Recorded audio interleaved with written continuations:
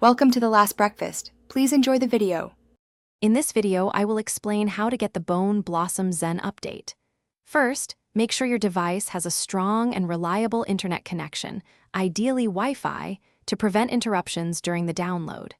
Next, navigate to your application settings or About section to confirm your current version number. This step helps ensure you are ready for the latest enhancements. Finally, it is always a good practice to back up any saved game progress or custom settings before proceeding with any major update. This safeguards your valuable data. Now, let's find that update. Often, the Bone Blossom Zen application will display a notification upon launch if a new version is available.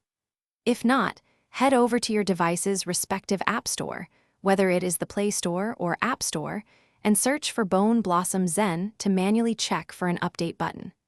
Before initiating, quickly confirm your device meets the minimum system requirements, such as having at least 2 GB of free storage and a compatible operating system version, to ensure smooth performance.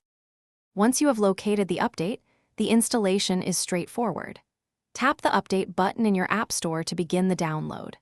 This process typically takes between 5 and 10 minutes, depending on your internet speed and the update size, which is usually around 500 megabytes. It is crucial to keep your device powered on and connected to the internet throughout this entire process. Avoid closing the application or turning off your device until the installation is 100% complete to prevent data corruption. Congratulations, your Bone Blossom Zen is now updated. Launch the application to immediately explore all the exciting new content, which might include new levels, characters, or enhanced gameplay mechanics.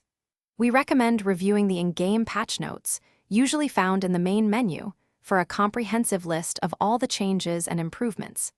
If you encounter any unexpected issues or bugs, please do not hesitate to report them to the dedicated support team. They are there to help you have the best experience. Thanks for watching. If this was helpful, leave a like and consider subscribing. See you next time.